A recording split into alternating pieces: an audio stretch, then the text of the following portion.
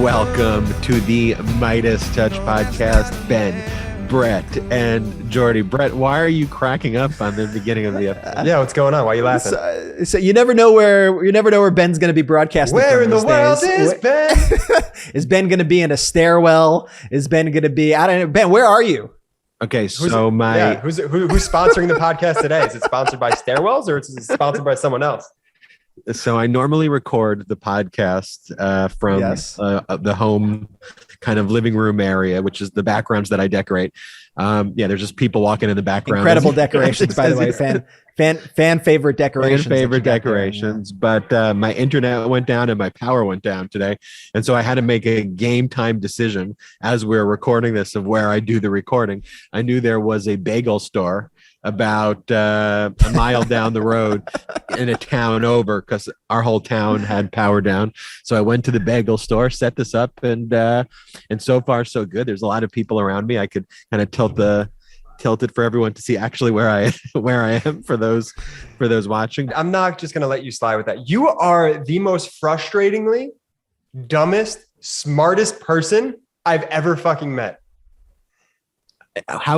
Go explain your thesis there, Jordy, because there's nothing I could have done to control the power. I think I should get complimented. I work 3 jobs. That's why you're gritty.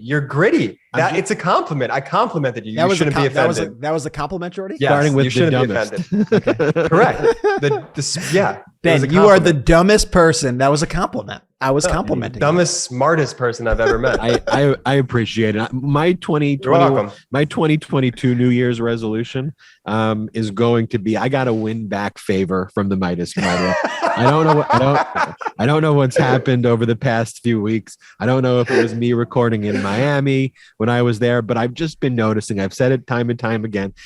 I've started to go down in the polls. I got it. Maybe I need a brand consultant to try to figure out how to rejuvenate the Ben brand, because I was always a steady number 2. It was always Jordy would win the polls at 55% because of Jordy. And then I'd usually come in at 25, 30. Brett would come in at 11, and there was always really funny to me that Brett would always be at the bottom of the poll when he clearly works the hardest. It was always just a funny concept. But now Brett's a steady 2 and I'm a 3, and I don't know what accounts for it. Slow and steady wins the race, Ben. Slow and steady wins the race. I've just been putting in the work. I've been putting in the hours, and that's what you got. I love it. I felt like I was about to sing the rock song there. Put in the work, put in the hours. The world is ours. I didn't even know that was a rock song until everyone's looking at me what are you doing? It's still funny that I'm popped up. I didn't even know that was the rock song until I saw it on TikTok. Do the rock rap in the middle of the bagel place for everybody. Right. I gotta be careful not to get kicked out of this one like I did in Miami when I recorded from a stairwell. But anyway, we have a great podcast for everybody today. We have Christy Smith, former member of the California Assembly.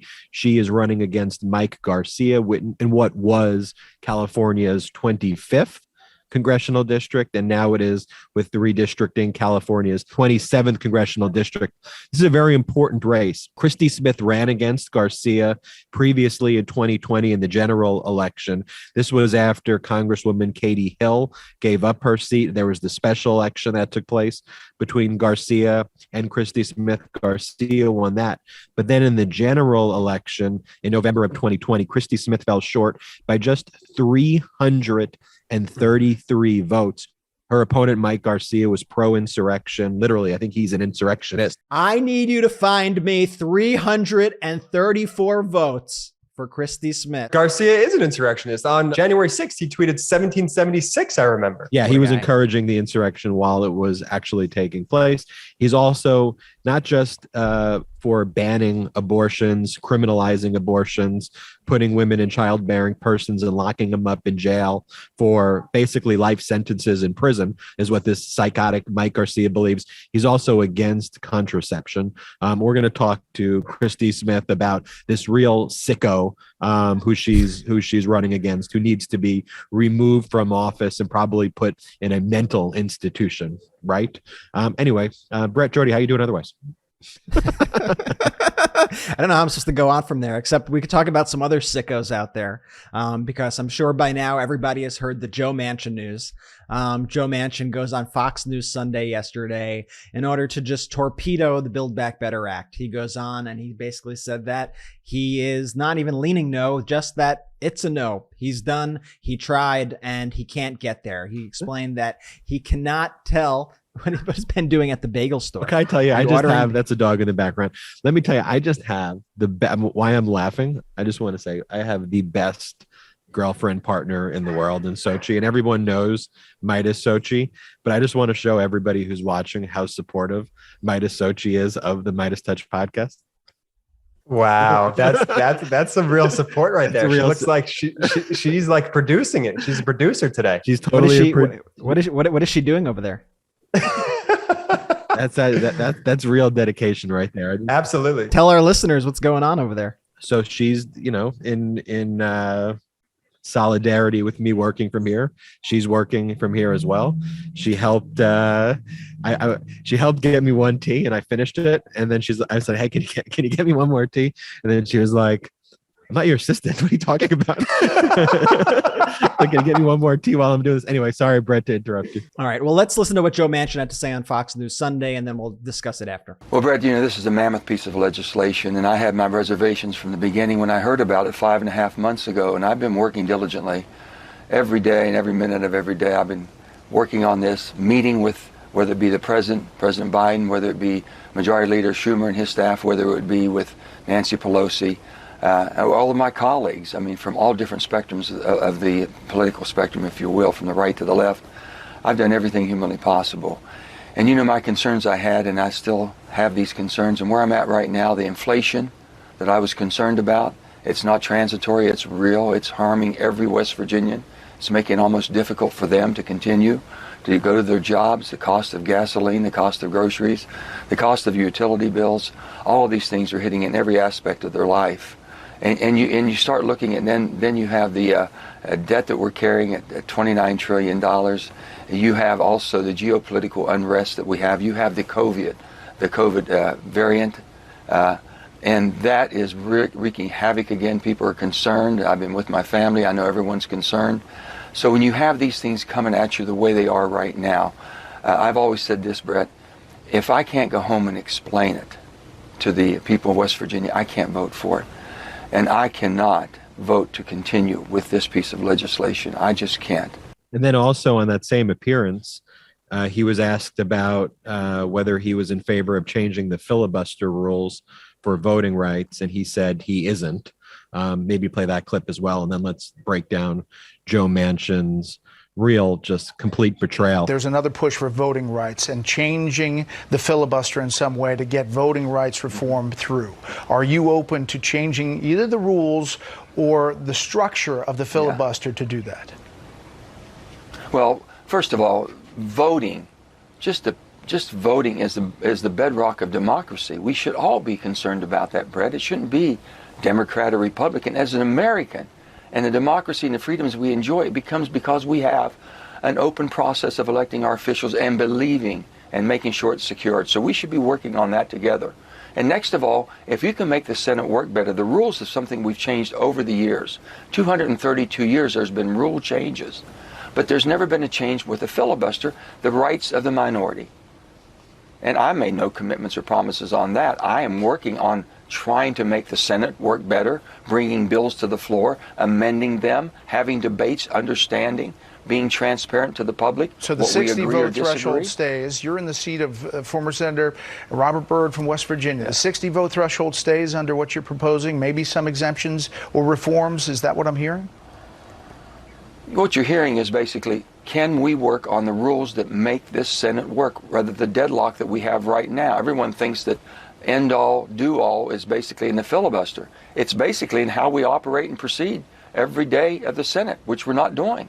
That's what needs to be changed. What do you think? Because this sent shockwaves yesterday through the country when we heard these statements. And we had already talked about last podcast that, it was clear that the administration was shifting over to voting rights because it seemed like Manchin wasn't budging on this Build Back Better issue. But it seems like Manchin took it even a step further. First off, going on Fox News in the first place, to me, is like the ultimate betrayal. And I think right there, it shows you that the guy's not acting in good faith. I mean, if you're acting in good faith, you have all your discussions in private, you go on the news to give people updates, but you don't drop a bomb like that on Fox News, on the media in general, but on Fox News of all channels, and totally blindside the White House, who you've been working with for months. And in all the statements that we've seen from Manchin now over the past 24 hours that have come out in West Virginia radio this morning, and in other reports about conversations he had in private with some other senators and people on the Hill, it seems like Manchin has just been stringing Democrats along this whole time with no real intention of ever voting for this bill. And he also has a lot of just extremely twisted views on policies of this bill that would actually extremely help West Virginians, like the child tax credit. Report came out today that he basically said he doesn't trust West Virginians to spend the child tax credit in a good way. He thinks that West Virginians would just take that money and they would just spend it on drugs, is what the report said. This is how he views his constituents. And I guess when you live your life trying to upend the system, trying to take advantage of the system, when you're earning over $500,000 a year on just stock dividends, and your daughter is the one price gouging insulin that people need and things like that. That's the real inflation.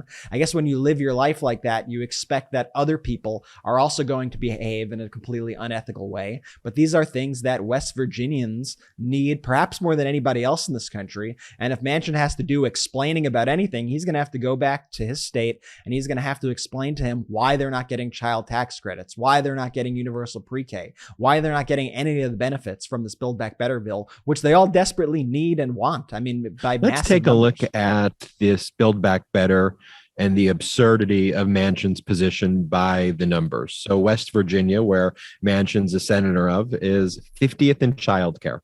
They are 50th in public health. They are 45th in education. They are 50th in infrastructure.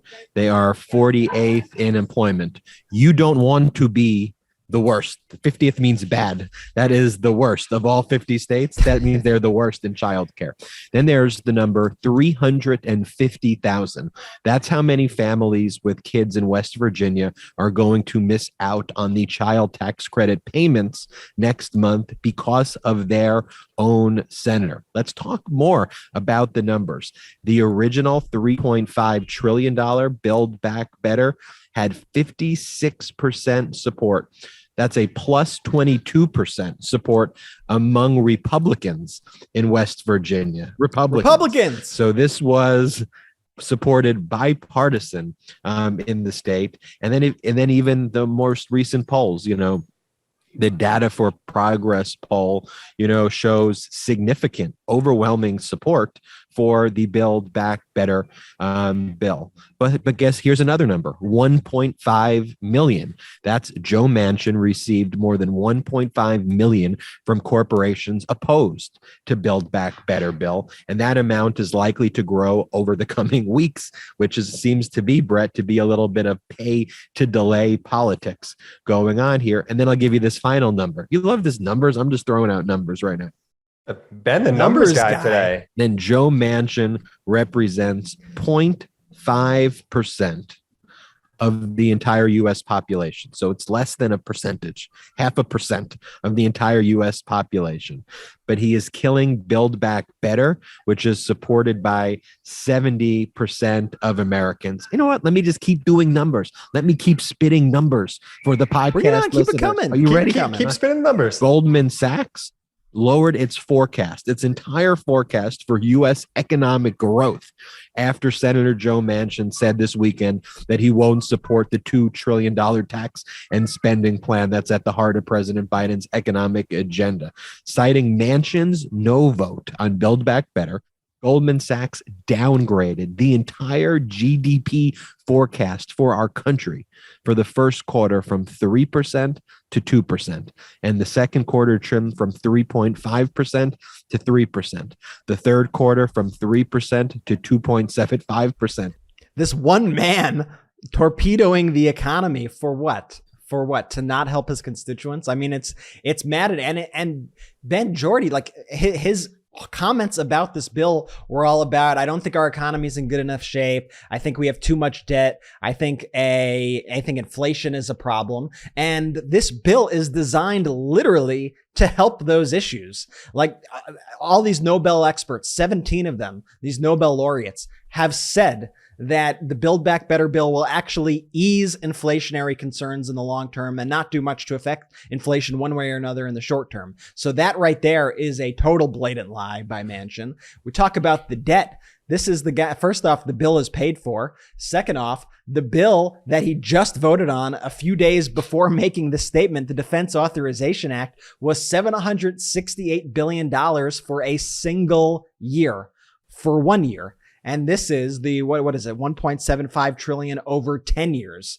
which is a fraction of the amount that he just had no problem getting rid of the filibuster for and adding $768 billion to the debt for. So Manchin's a hypocrite. I mean, at the end of the day, I think the guy is so just in bed with his donors on everything. He doesn't care about the people of West Virginia. He tries to act like this middle of the road. Well, I acted in good faith and I guess it just didn't work out. One thing, I have the perfect analogy for who Joe Manchin is at the heart of hearts.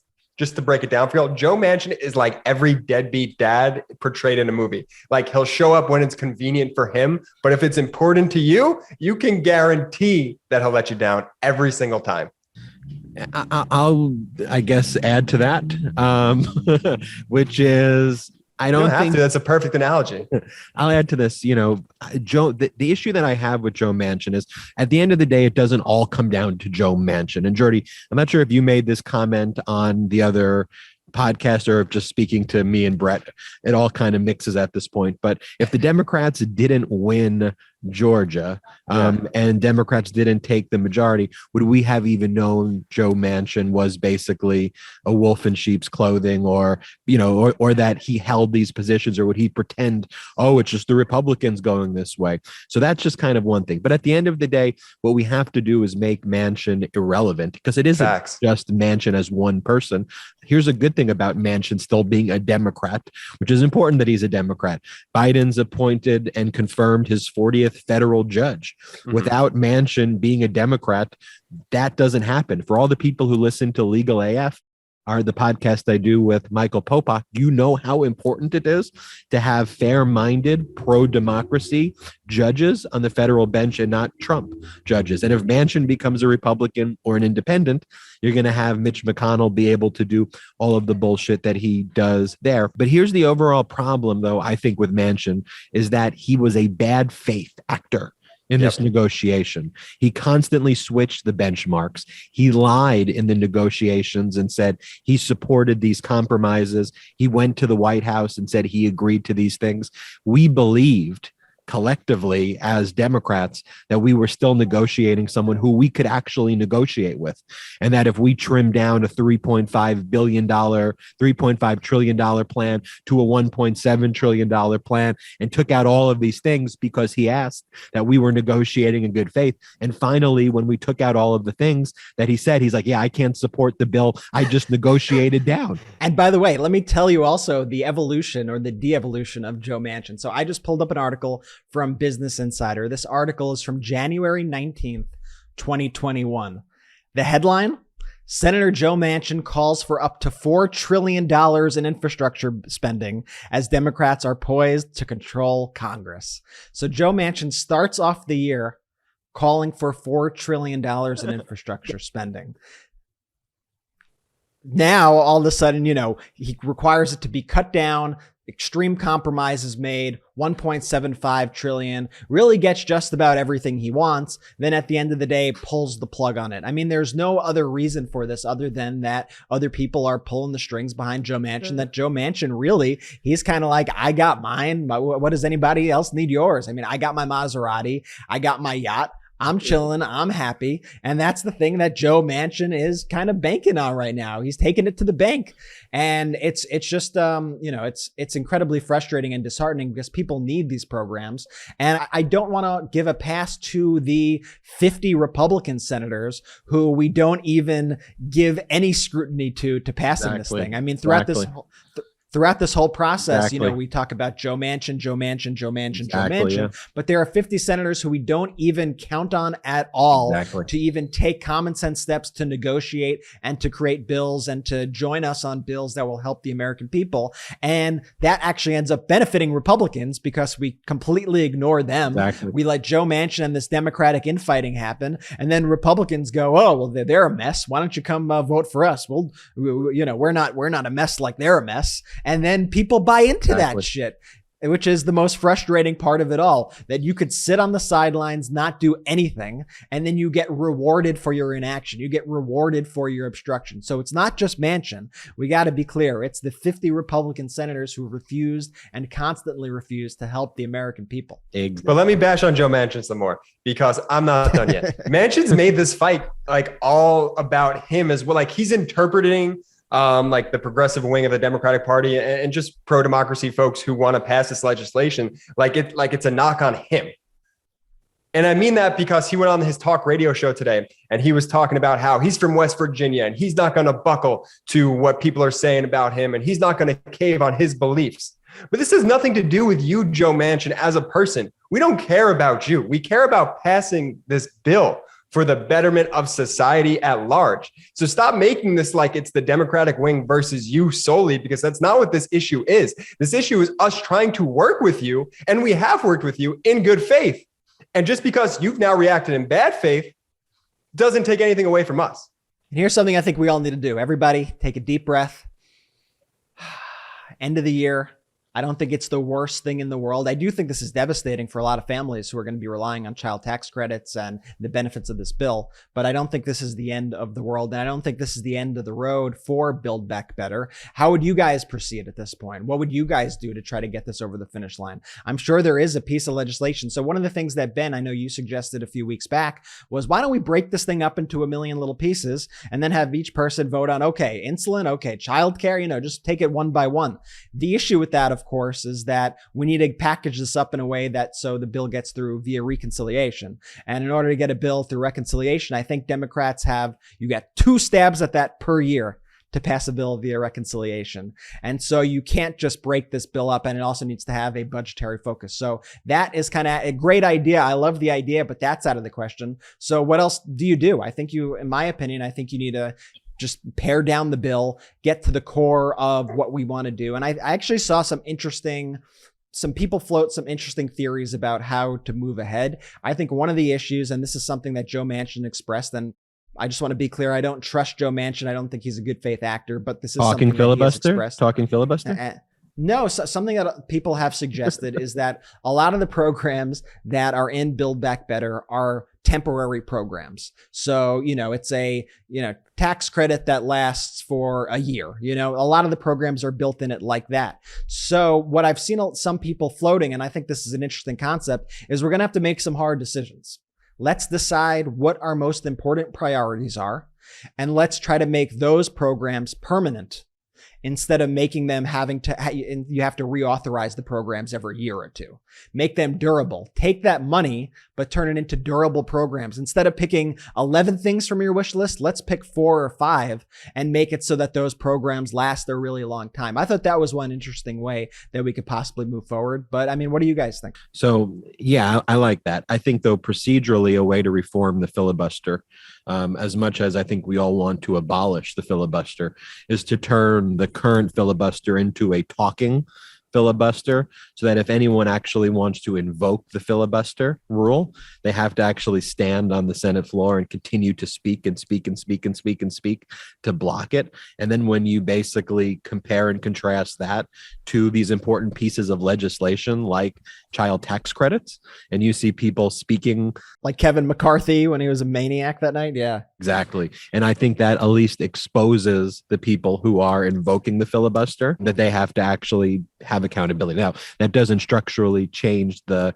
outcome, but I think it's at least a step in the right direction from a structural standpoint. Jordy, I know you love Wondery Business Wars, and this podcast is brought to you by Wondery Business Wars. I got a little concerned. I thought you were going to take my read, and I was going to be pissed. All right, Ben, this is how it's done. Christmas. 'Tis the season to deck the halls and exchange presents with loved ones.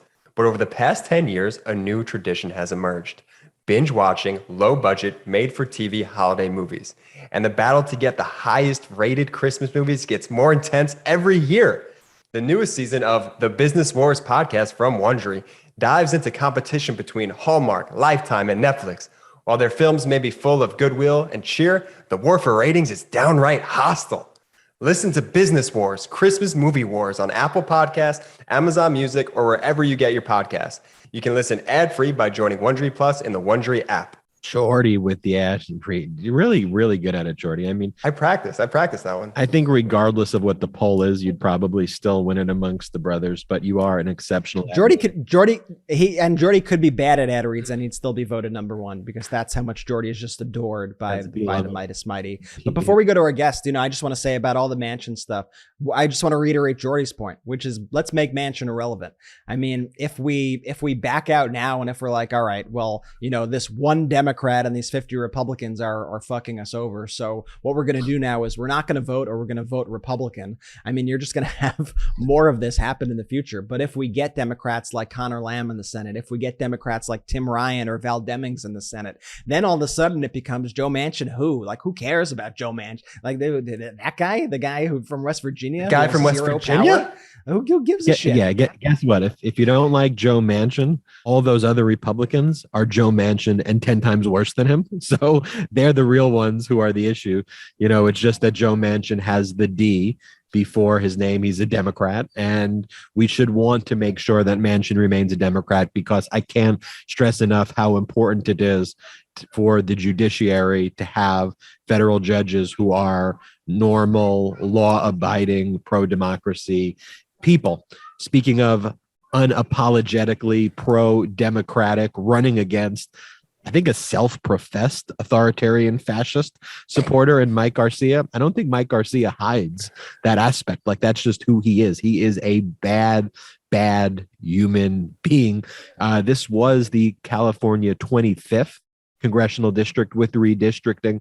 It is now the 27th congressional district, but let's bring in Christy Smith.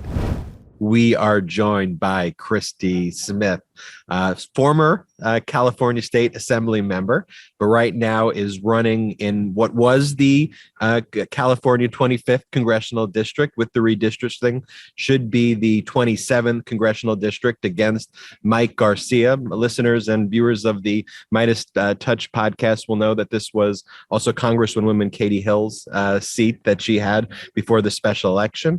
And in the last general election, Christy Smith in the race against Mike Garcia fell short by just 333 votes. And we want to talk with her today about the race and what she stands for. So welcome to the podcast. Thanks, guys. Great to be here. Well, great having you. So let's just get into this race right away. We've talked about Mike Garcia, who's been supportive of the insurrection. He's been with Trump on virtually, every issue. When it really comes down to it, what is this race going into, 2022 really about for voters in the 27th district? We have a region of Los Angeles County that was hard hit like the rest of the country with COVID. So we have people still trying to recover from that tailspin of either, short-term or long-term permanent job loss, fighting to keep housing, keep a roof over their head during the worst of the crisis. And so here, like the rest of the country, this is still very much about economic recovery and making sure that we continue to deal with COVID in an evidence-based way that keeps people as safe and healthy as possible. And I'm running against a guy who has just stood in absolute opposition to all of that, has voted against every single measure that the Biden administration has put out to help us all recover.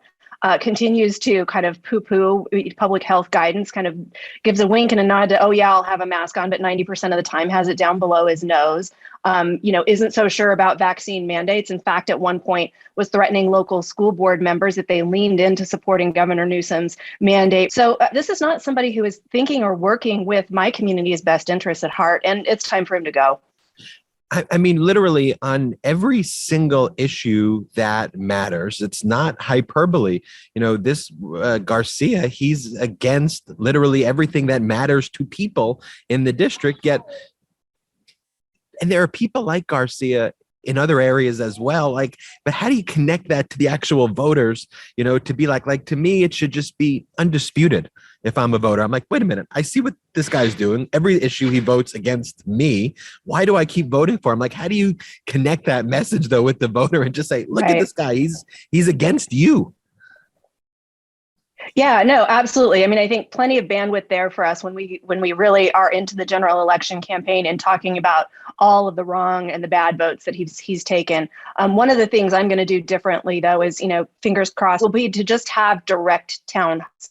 I think the traditional old school classic kind of stand side by side and get 30 seconds each to answer a really complex question in front of voters, when we know that most of the GOP now just has their polished lie ready to go and they spit it out and then they kick it over to you and you're like supposed to defend some major policy initiative in an amount of time and with a limited explanation that people just don't get. And I would rather be talking directly to voters. And that's all of the really important voters in my district, not just the Democrats, which we have more of now in this new map, but we also have a sizable amount, 29% of independent swing voters here. I want to hear what's on their mind. I want to answer their questions, and GOP too. I mean, I know there've got to be at least 333 people at this point in this district who have buyer's remorse over the way this guy has voted. And it's a matter of allowing them to have access to me, allowing us to have real conversations while at the same time in a really thorough campaign, pointing out just how bad he is from the country, starting with, as being part of the insurrection, which we now know was a failed coup based on evidence. And the entire GOP continues to,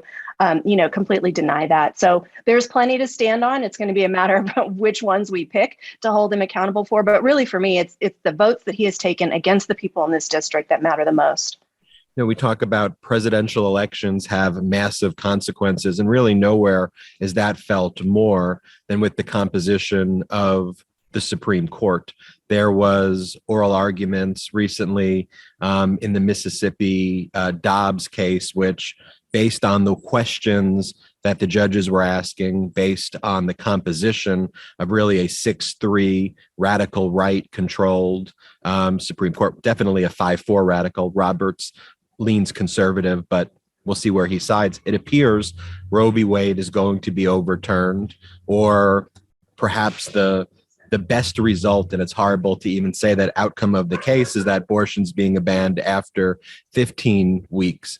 One of the things that you've stood for is that, this is important to let voters know, and we need to explain to them the consequences of a decision like that, and to be unapologetically pro-choice in the election. And so can you speak to why you think that's important to run on that issue, and you think that's going to resonate with voters?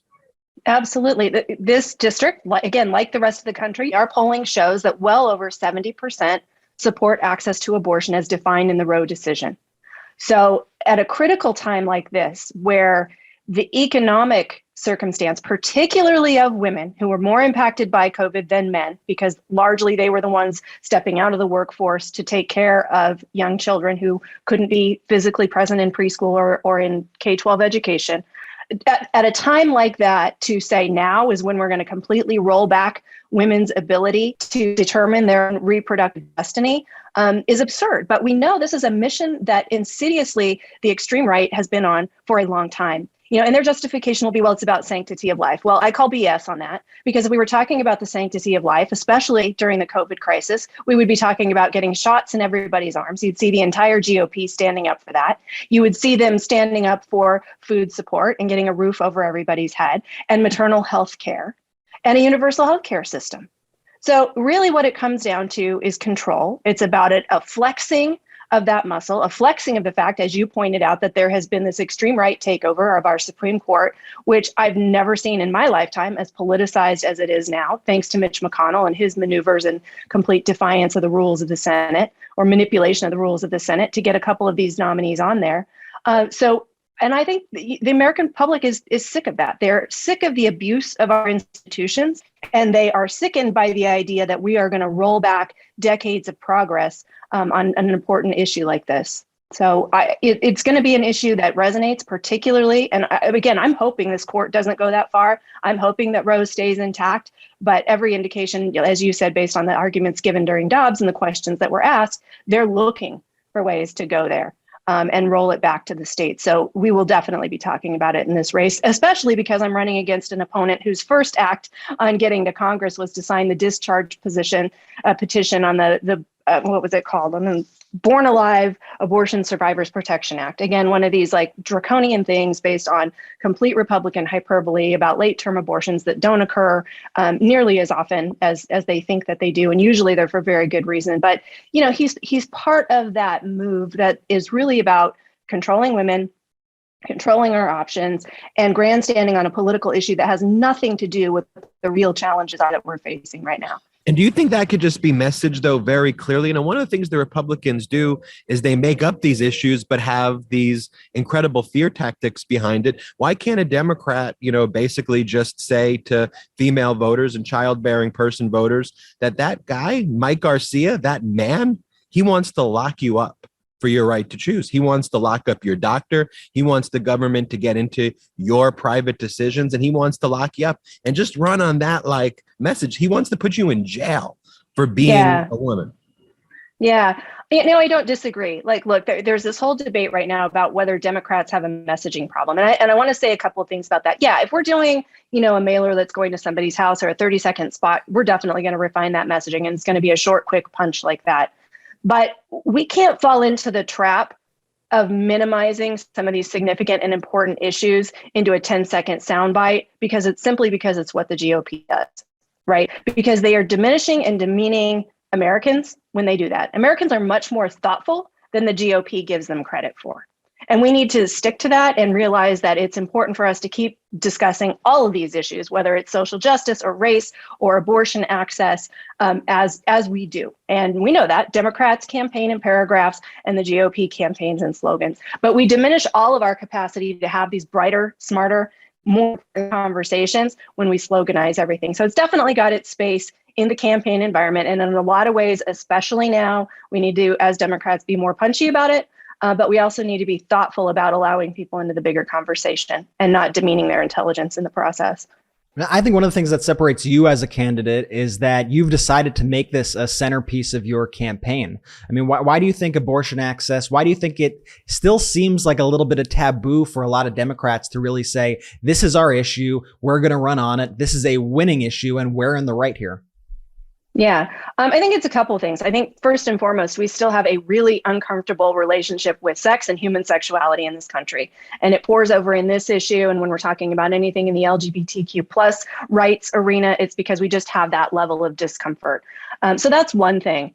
But it's important for me because I'm the mother of two young women. I have daughters in their 20s, but I grew up with a mom who saw friends go through dangerous, what were then called and will be called again, back alley abortions in her lifetime. As a woman, I've held the hand of a friend who gave up a child for adoption that she couldn't afford to keep. And I've held the hand of a friend who had an abortion that went badly for her.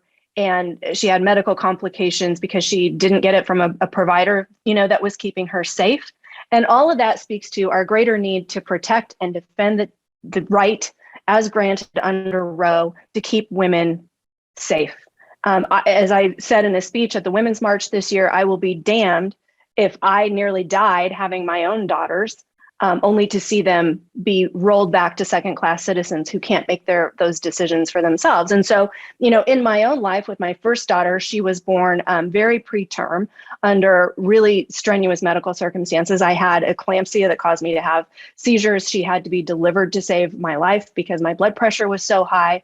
And so a few years later, when I was unexpectedly pregnant, was using birth control, but ended up pregnant, I really had to make that very hard decision about whether to continue with the pregnancy, putting my own life at risk and potentially leaving my oldest daughter without a mom. Now, ultimately, I decided with the help of some really great healthcare providers to, you know, take that second pregnancy to term. But I am the only person who should have been there to make that decision, along with the help of my medical providers, my partner, when practicable, and that's not always practicable for women, and whatever my faith is and my beliefs as a person who could have children. So it is not only very personal to me, but any person that you talk to will say they've had some experience. Like everyone knows someone who knows someone, has been through it themselves, knows a story.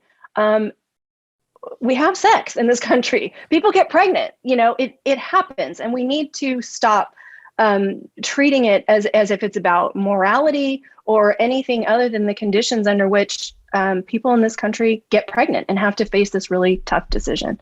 And Christy, I encourage all of our listeners and viewers to go to your Twitter feed and watch your ad in which you tell that harrowing story about your pregnancies. It's really incredibly powerful because I think it really does inform a lot of your beliefs on this issue. And I think, it's irrefutable once you hear how passionate that was to you, why you're in this fight. Your opponent is also, he's not just anti-abortion. It seems like he's anti-birth control, which is also just a mind-blowing thing. He co-sponsored legislation to ban abortion. He co-sponsored legislation, and that also includes the ban of some contraception that he was doing. That to me is just on a whole other level. What do you make about that? Yeah. In 2021, going into 2022, and looking at the rest of what happens in the civilized Western world with access to healthcare, how are we still having this conversation in this country? And you look at the bill sponsors on a lot of these very draconian bills that the GOP has put forward, it lists the names of the members, and it's always Mr. So-and-so, Mr. So-and-so, Mr. So-and-so, Mr. So-and-so. You will see a few women scattered in there.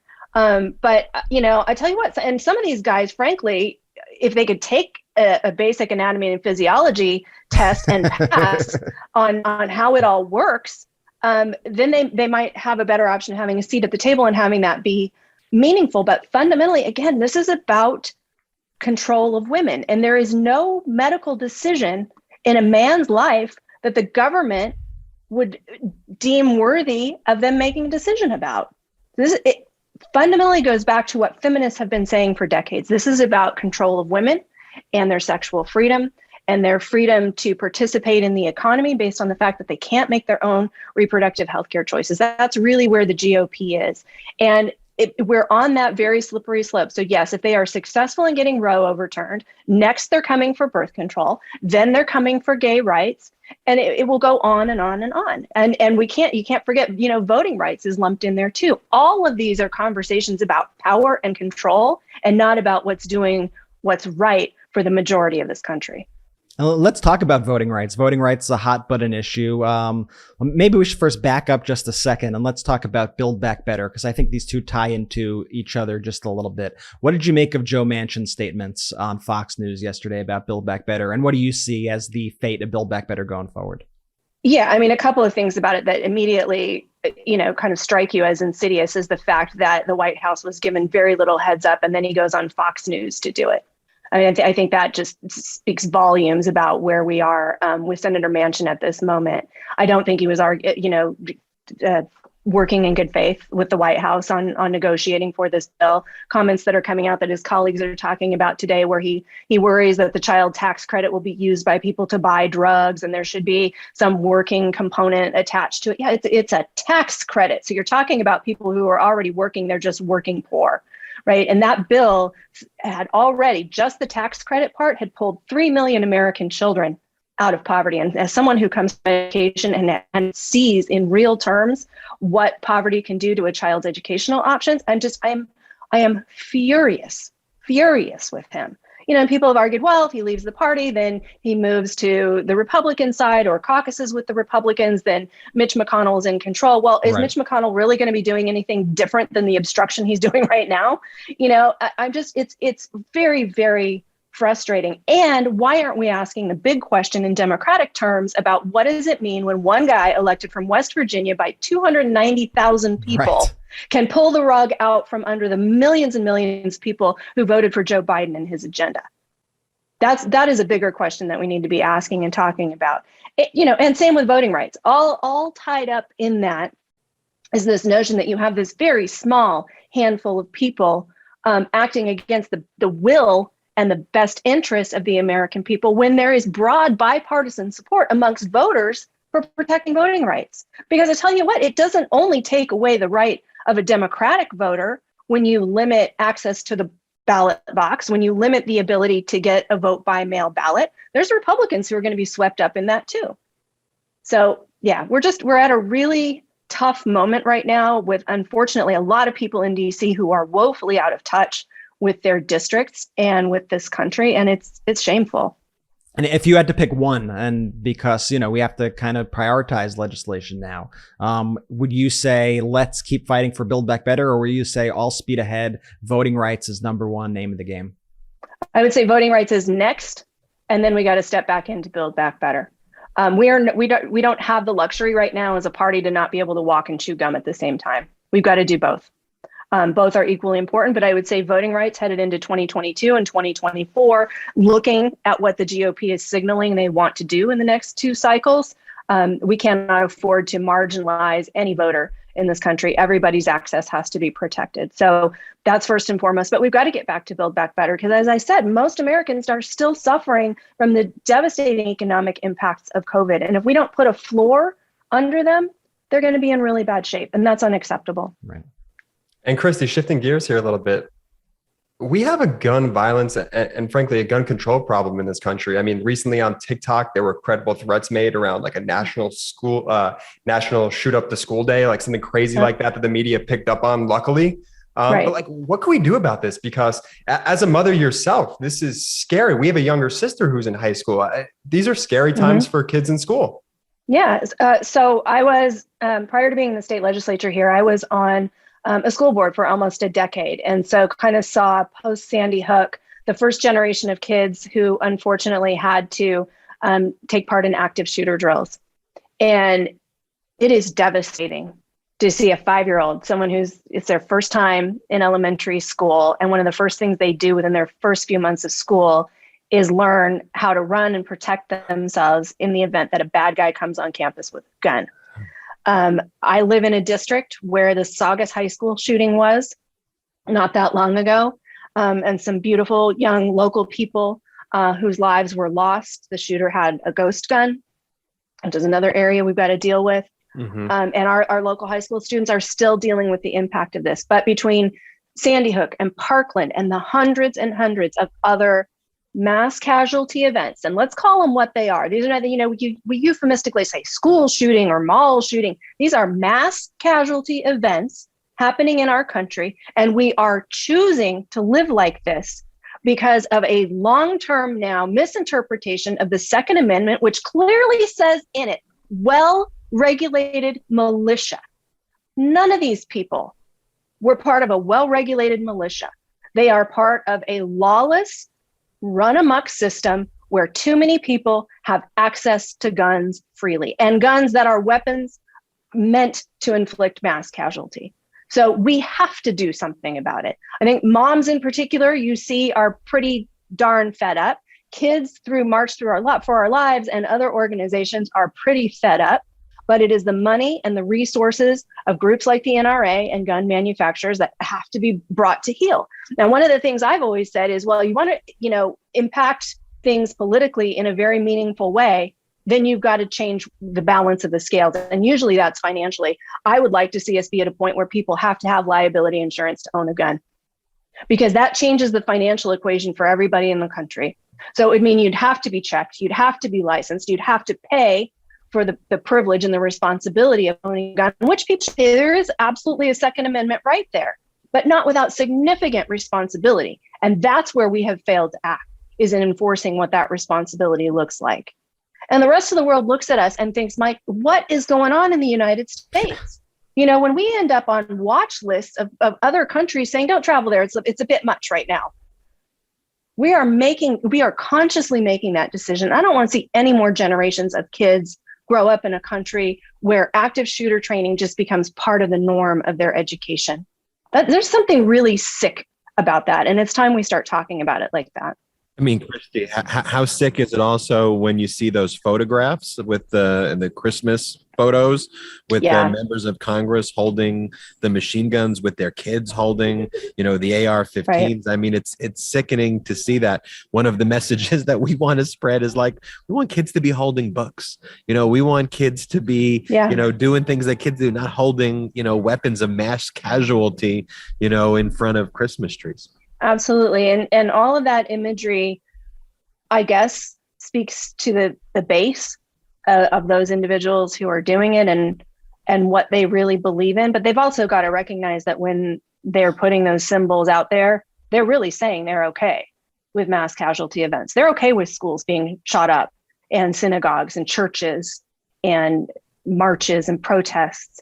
This is the space that we're in, and these people are okay with that. And very often you hear about the GOP ties, to the religious movement and to the right. Well, I grew up in church, and the God I believe in isn't okay with that. So we need to start having that conversation in a real and a meaningful way, and solving some of this. How important is this next election cycle as far as, gun control for the next 50, 100 years in this country? Incredibly important, because it determines what kind of country we're going to live in.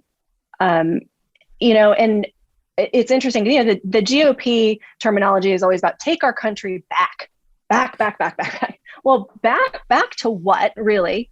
Mm-hmm. And on the other side, on the more liberal, progressive, and democratic side, I think we're talking about going forward. And so the fact that some of us want to live in a country where guns are not part of our daily lives, where violence is not such a threat, that means we have to take action on it and push back against that notion. And again, this isn't a left-right issue. When it comes to gun violence and in public places, that shooter doesn't care if you're a Republican or a Democrat. You're a target.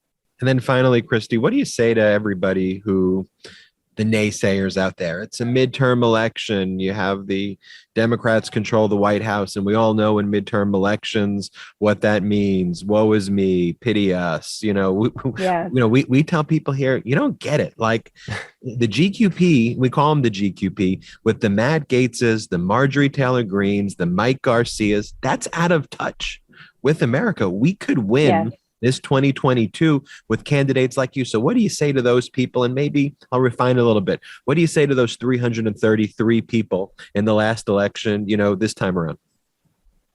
Yeah, Mike Garcia hasn't voted in your best interest. And here's all the things that he's done to make your life harder or worse, and get in the way of you recovering from this COVID crisis, where he wants to take away your rights, and is part of that extreme. And I don't believe, we have a lot of people here still in this district who are members of the Republican Party and people I've worked with on the school board and in the community and nonprofit groups. And these are just good, honest, decent, slightly more conservative people. But this is what we're seeing now isn't your grandpa's Republican Party. This is an extremism and a beginning of a march towards authoritarianism and fascism that we haven't seen here, and a recall of some specters of the past, white supremacy and some of the things that are getting tied into that movement, which aren't good for all of America. And the thing that I say, and especially where we're losing our 18 to 35-year-old voters, and we're more likely to lose them in a midterm right now, is they were all born, and all children yet to come will be born into an America that has greater challenges and is far more diverse than anything that I was born into. But we are not giving them the toolkit to be successful in that. And that's where we've got to step up right now. So that means protecting voting rights, shoring up our liberal democratic institutions, and tackling some of these big issues that have been vexing us for decades. Whether it's reproductive freedom or gun control, all of these things have been on the agenda for a long time, and we've paid them lip service. And now it's time to really roll up our sleeves and do the hard work. Christy Smith, where can our listeners and viewers go to support your campaign? ChristyForCongress.org. Website is up. We're working every day really hard. So we welcome people from all over the country, whether it's with a few bucks if you can chip in, but volunteers. We were really proud of the fact that in the last cycle, we had people phone banking for us from as far away as Massachusetts all the way across to Hawaii. So we want to do that again. We want a big national effort aimed at flipping the seat, which will be, because of that 333 vote gap, will be probably the most flippable seat in the country. And we welcome everyone to join in. Christy Smith running for what will be the 27th Congressional District in California. Thank you so much for joining us on the MeidasTouch podcast. And thank you for putting up with the fact that I'm recording this from the corner of an Einstein Brothers bagel with people all around me and people walking in the background. So I appreciate your indulgence. I appreciate it, gents. Thank you so much. Have a great day. Thank you. We'll be right back. Thanks, you too. This podcast is sponsored by BetterHelp. Is there something interfering with your happiness or is preventing you from achieving your goals? I know that when I have any types of issues, I go to BetterHelp. BetterHelp will assess your needs and match you with your own licensed professional therapist. You'll be matched with a therapist in under 48 hours. It's not a crisis line. It's not self-help. It is professional therapy done securely online. There is a broad range of expertise available, which may not be locally available in many areas. This service is available for clients worldwide. You can log on to your account anytime and send a message to your therapist. You'll get timely and thoughtful responses. Plus, you can schedule weekly video or phone sessions so you won't ever have to sit in uncomfortable waiting rooms as with traditional therapy. BetterHelp is committed to facilitating great therapeutic matches, so they make it easy and free to change therapists if needed. It's more affordable than traditional offline therapy, and financial aid is available. BetterHelp wants you to start living a happier life. When? Today. Visit their website and read their testimonials that are posted daily at www.betterhelp.com/reviews. I know that those testimonials pretty much mirror my incredible experience with BetterHelp. Visit betterhelp.com/Meidas. That's better HELP, and join over 2 million people, including myself, who have taken charge of their mental health with the help of an experienced professional. In fact, so many people have been using BetterHelp that they are recruiting additional therapists in all 50 states. Special offer for MeidasTouch listeners. Get 10% off your first month at betterhelp.com/Meidas. That's betterhelp.com/Meidas. Brett, the walls seem to be closing on Trump and gang. Truly a gang. He's truly a thug. He's the definition of a gangster and a thug. No doubt about it. And you know, breaking news today. You always know when Trump's desperate when he starts suing people. You have the Mark Meadows approach, where Mark Meadows sued the January 6th committee right before all those documents basically came out that basically conclusively proved the aiding and abetting of an insurrection by Trump and Meadows and the inner circle and people who were also aiding and abetting in Congress and on Fox News. And so today Trump sued Letitia James, who's investigating him. We'll talk more about that on the MeidasTouch Legal AF podcast. Can we just go back through this man's weekend for a second? Because I think the context of it also over the past few days paints a picture. It paints a picture, Ben, of those walls closing in. Paint it, Picasso. Paint it in. Paint it, Picasso. So we get one of these deranged Trump statements on the 18th, I believe it was, and he goes, "All Democrats want to do is put people in jail. They're vicious, violent, radical left thugs. They are destroying people's lives, which is the only thing that they're good at. They're letting thugs and murderers into our country. Their DAs, AGs, and damn law enforcement are out of control." And then he goes on to rant about the January 6th committee. So Trump does that. You know, I think it's important to note in this statement, Trump is like a hit dog. You know, as they say, a hit dog will holler. And there is a reason why Trump released this statement saying that, starting it off by saying all Democrats want to do is put people in jail. And then a couple sentences later, beginning with their DAs, AGs, and damn law enforcement are out of control, comparing it to a communist country. So I think that's important right there. Then we get the same day, we get David K. Johnston. David K. Johnston is a Pulitzer Prize winning investigative journalist, and he predicts that Trump will soon be indicted for racketeering. Now, we've all learned by now, and I hope you've all learned by now, do not get your hopes up over Twitter hype like this. Do not, because you're just going to disappoint yourself. You're going to be like, Don't do it. Don't do it. It's going to happen today. Why didn't it happen? They said it was going to happen. But nevertheless, I think what he is right about is that we are on a path to that. Then today, Monday, we go, just a couple days after this happens. And Ben, like you said, Trump suing New York, suing Tish James for their investigation into him. And Ben, I don't think this is a thing. Is this a thing? Could you sue people who are investigating you for crimes? Could you just say it all the time?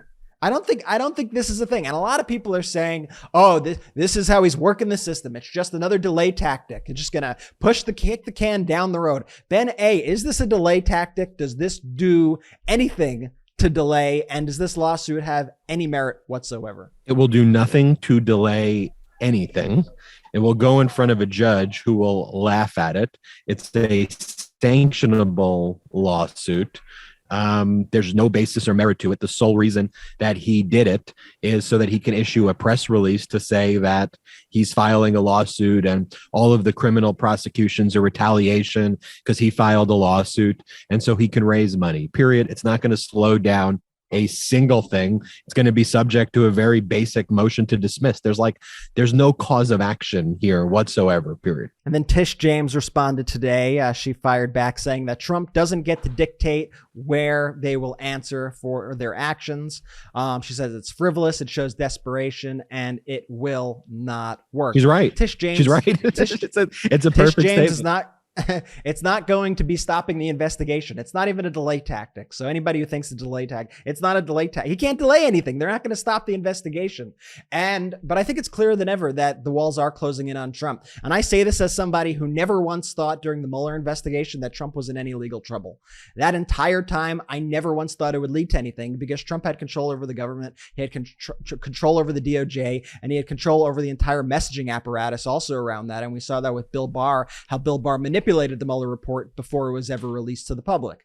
We don't have that now. And now I think Trump is trying the same tactics that he tried when he was president of the United States, but he doesn't have the power of the presidency. So I think he's in for a world of hurt.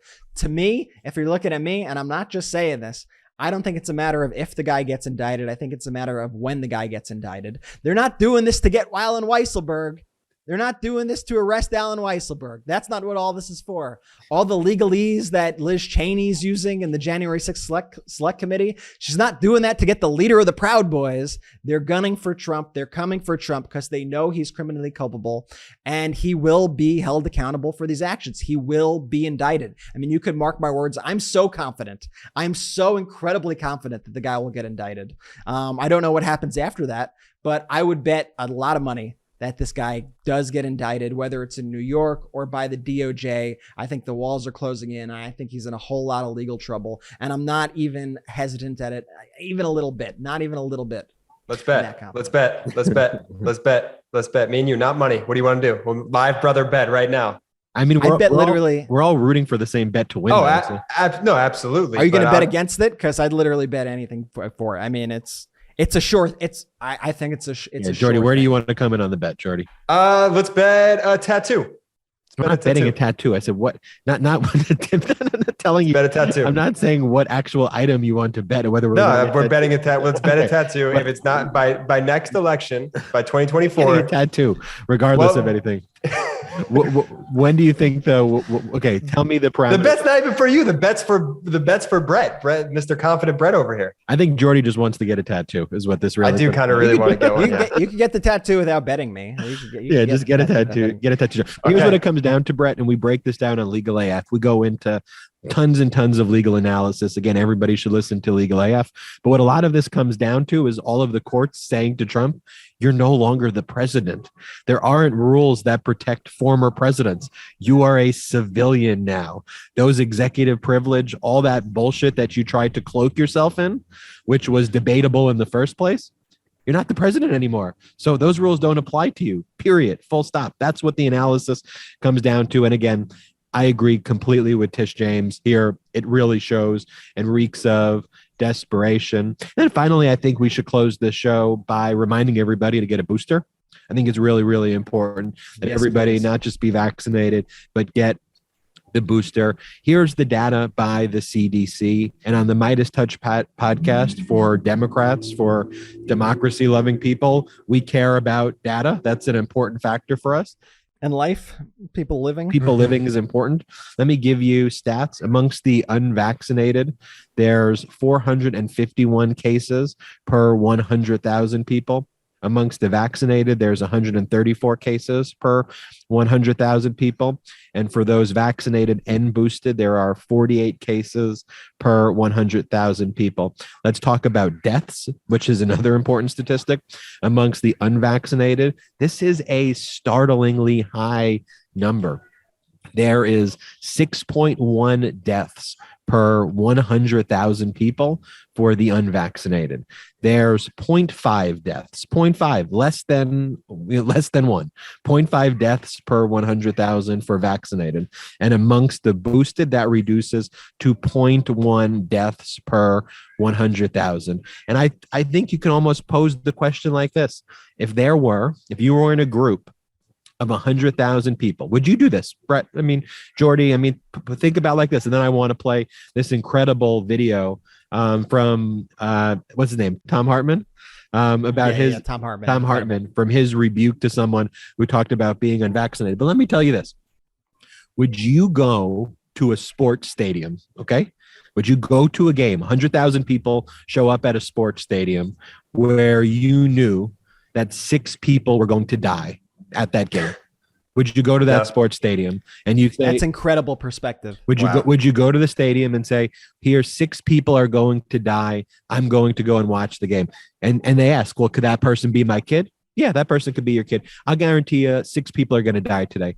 Could that be my brother? Yeah. Could that be my wife? Yeah. Could that be my cousin? Yeah. It could be any of you. But, that worries you. There's, 97, there's 90, whatever it is, 99,000, whatever, 900 and other people who aren't going to die. But yeah, a lot of you are going to get sick and 6 of you are going to die. I just think you have to almost frame it like that. Who are taking those chances? How are we as a government, as a society, as a democratic, freedom-loving people who love to help people live, okay with 6 deaths out of 100,000? That's not a small number. Did you want to play the Tom Hartman clip? Yeah, we got to play the Hartman clip. I mean, I watched this last night. I saw it on TikTok, and I was like, Brett, this is incredible. Brett's like, yeah, it's already going viral. What you're out of touch already, Ben, with it. Can you play this clip? Hey, Tom. I was listening to you for the last hour or so. I heard survival of the fittest. Some of us choose not to vaccinate because you're nuts, Nicholas. we work very hard about staying fit, eating healthy, and our natural immune system. So, Nicholas, if you're so healthy, would you have unprotected sex with somebody who has syphilis or gonorrhea? You're missing the point. No, I'm not missing the point. They're contagious diseases. Would you have unprotected sex with somebody who has syphilis and gonorrhea and not worry about it because you're so healthy? No, I wouldn't do that. Okay, then why would you expose yourself to COVID without having some protection? Because the protection is my natural immunity. No, it's not. Tell that to 800,000 dead Americans. Nicholas, this is a stupid conversation, and I'm not going to continue it. Tom Hartman right there. That analogy is probably better than my going to a football stadium where 6 people are going to die. But the point is the same, which is, why are we minimizing the life and people, and why do we think that the government shouldn't be wanting to create safe conditions for people, whether that's with vaccines? And remember, the vaccine mandate that Biden has relates to healthcare workers. Okay. The one that all the Republicans go crazy about is about vaccinate or test. It's not even a vaccine mandate that they have. They hate testing. They hate wearing masks. They're against the vaccine, and they want to affirmatively spread the disease. It is really sick. Literally and figuratively, what these people want to do. They're pro-COVID, and we need to come together and say enough is enough. Enough is enough. And so anyway, I appreciate everyone's indulging me to be recording at a corner of a bagel shop. It's a bit cold, so I do look forward to leaving this corner. How could it be cold? What's the weather by you right now? You're in Los Angeles. How cold is it? It's really freezing right here now. Give me the temperature. Give me the temperature so our audience can shame you. So right now in Los Angeles, it is 60 degrees Fahrenheit. Shame. 60, Shame. Brisk. This is Ben, just so you know, this example right here is why people have shifted more to Team Brett and Team Jordy in the more recent months. 60. Thank you, everybody, for listening to the MeidasTouch podcast. Special thanks to our guest, Christy Smith, a real incredible candidate. And there's a real opportunity there for Democrats to pick up a seat there. So everybody can listen to Christy Smith about where you can support her and her candidacy. And special thanks to our sponsors, Wondery Business Wars and BetterHelp. Definitely check out Wondery Business Wars and go to betterhelp.com/Meidas. Thank you so much for listening this MeidasTouch podcast. We will see you next time. Ben, Brett, and Jordy, fighting for democracy, signing off. Shout out to the Meidas Mighty!